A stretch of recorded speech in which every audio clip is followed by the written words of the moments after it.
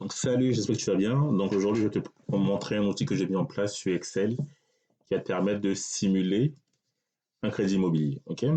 Donc ici, bon, ce que vous voyez ici, c'est les infos qui vont me permettre de faire un menu de roulant. Ok. Comment je fais un menu de roulant? C'est très simple. Là, je l'ai déjà fait. C'est ça un menu de roulant. Ok. Donc je vais le faire ici pour que vous le compreniez. Donc je le fais ici. Donc vous cliquez déjà dans la cellule où vous souhaitez faire un menu de roulant. Là, je vais la mettre ici. Je vais la mettre ici en vert. Ok. Je clique là. Je fais données, validation de données, liste, et ma source, ça va être neuf et ancien. OK, et là, vous voyez, j'ai un menu de roulant. OK, voilà. Bref, c'est ce que j'ai fait ici. OK, là, j'ai mis neuf et ancien. Donc, pour info, ce modèle-là est calqué sur un modèle français. Donc, ici, neuf, vous avez un taux de frais de notaire de 3% et l'ancien, c'est 10%. OK, donc, on va partir sur un bien neuf. OK, d'une valeur de 200 000 euros. Voilà. Donc, lorsque vous achetez les 200 000 euros, vous calculez ici les frais de notaire. Donc, c'est 3% de 200 000 euros, donc ça fait 6 000 euros. La valeur totale du bien, c'est juste la somme de la valeur du bien, plus les frais de notaire. OK. Et ici, on va rajouter l'apport. On va dire on a un apport de 36 000 euros. Je valide. Et ici, montant emprunté, ça va être la différence entre la valeur totale moins l'apport. OK. Donc, on a 170 000 euros ici. OK. Maintenant, en France, on va supposer ici, là c'est le format français. Hein. En France, il y a ce qu'on appelle le prêt à taux zéro. Okay, bon, il me semble que ça dépend des conditions de revenus. On va supposer que notre individu a droit à 60 000 euros de prêt à taux zéro. Voilà. Donc, par ricochet, il va lui rester son capital. Son montant d'emprunt va être décomposé en deux prêts. Un prêt à taux zéro et un prêt à un taux qu'on va fixer ici. Bon, ici, on va mettre un taux classique, 1,5, comme ça. Ici, j'ai un taux annuel que je décline ici en taux mensuel. Donc, j'ai divisé par 12. Je sais que pour ceux qui ont fait des maths financières, c'est pas très correct, mais bon, c'est pas très grave. Donc ici, j'ai un taux annuel que je convertis en taux mensuel en divisant par 12. Pourquoi je fais le taux mensuel? Parce que, comme vous savez, les crédits sont payés de façon mensuelle. Donc, pour calculer les mensualités, il faut un taux mensuel. OK? Donc ici, je précise la durée de remboursement en mois. Donc, on va partir sur 25 ans, donc 300 mois. Et ici, vous avez la mensualité qui est calculée ici. OK? Évidemment, si vous augmentez le taux, vous aurez des mensualités plus élevées. OK? Voilà. Voilà, vous voyez, quand je baisse le taux, évidemment, hop, voilà. Ici, par exemple, si j'augmente la valeur du bien, ça change la mensualité. Si je précise que c'est un bien ancien, évidemment, les mensualités vont augmenter. Pourquoi? Parce que mes frais de notaire sont plus élevés. OK? Donc ici, comment je calcule les mensualités? C'est très simple.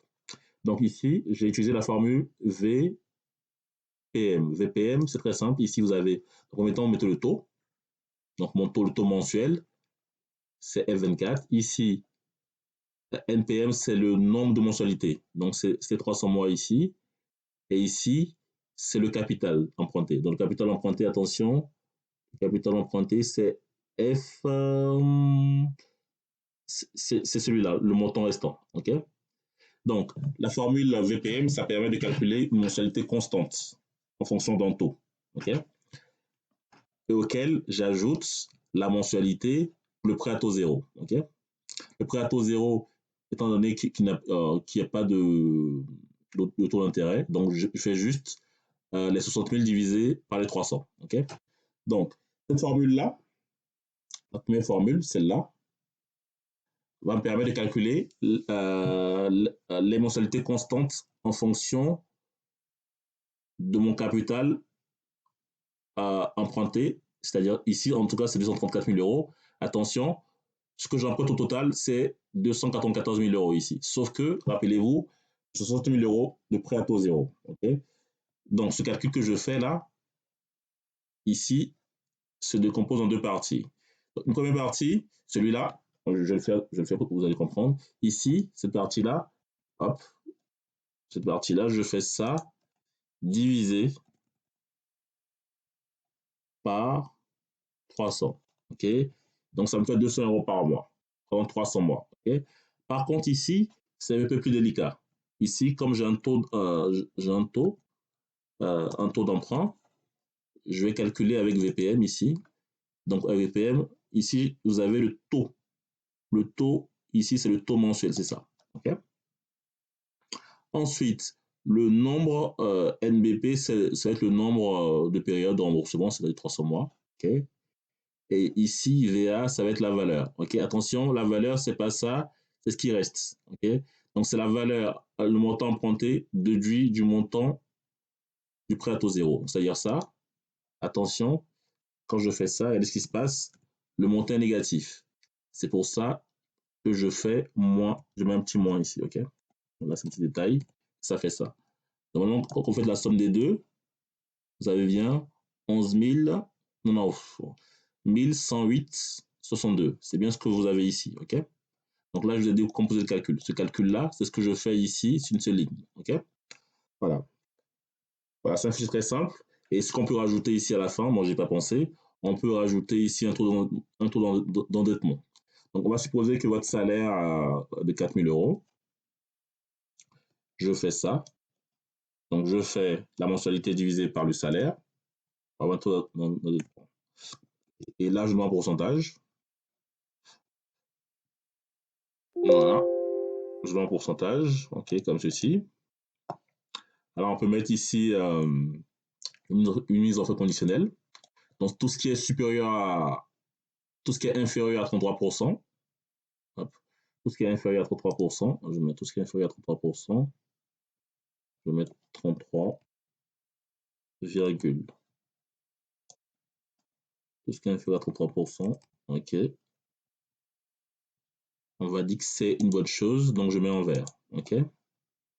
À l'inverse, tout ce qui est supérieur,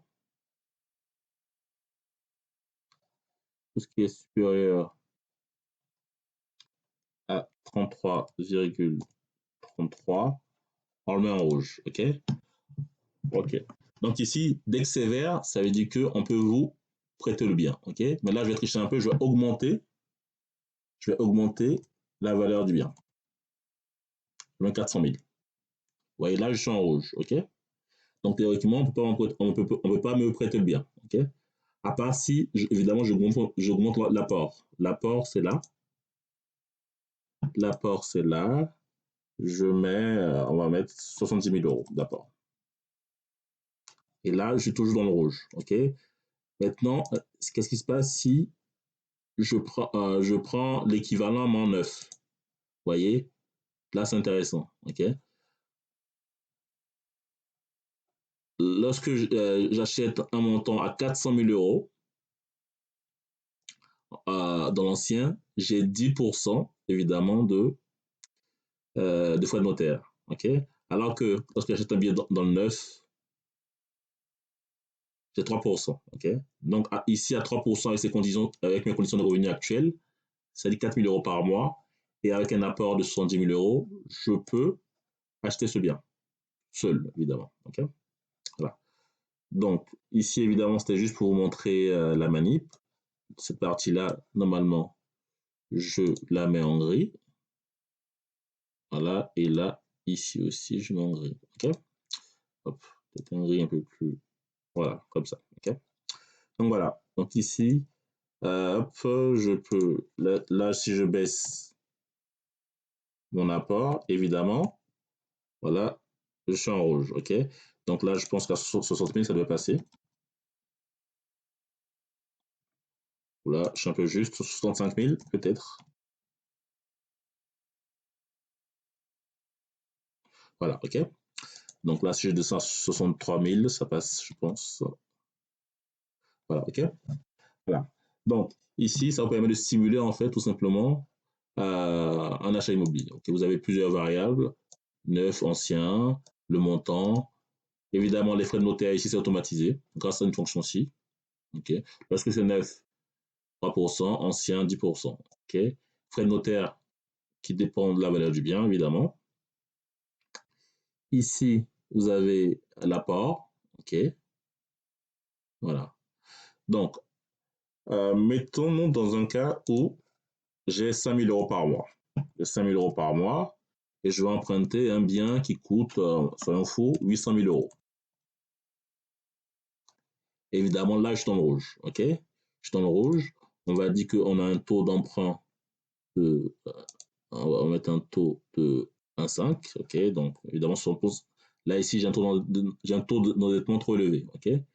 Donc, soit j'augmente ma capacité d'apport. Bon, si je mets un apport à 150 000 euros, voilà, c'est pas assez apparemment. Ok, donc là, je dois faire un apport de peut-être 300 000 euros même, je pense. Hop, pas assez. Oula, donc 400 000 euros. Bref, ok. Donc, pour acquérir, évidemment, c'est un exercice, attention. Donc, si j'achète dans le neuf un bien plutôt, si j'achète dans le neuf un bien de 800 000 euros, dans le neuf, il me faudra, si je suis seul évidemment, 400 000 euros d'apport, sachant que mon salaire est de 5 000 euros net par mois. Ok. Voilà. Et ici, évidemment, vous avez le coût de crédit. Okay, le coût de crédit, c'est juste un calcul simple. Hein. C'est la mensualité multipliée par le nombre de mois de remboursement, moins le montant emprunté. Ok, voilà. Et là, on a un coût de crédit de 72 000 euros. Voilà. Okay. Et ici, vous avez un taux d'endettement. Donc, pour ceux que ça intéresse, donc n'hésitez pas à m'envoyer un petit message et je vous envoie le fichier sans problème. Voilà. Merci, au revoir.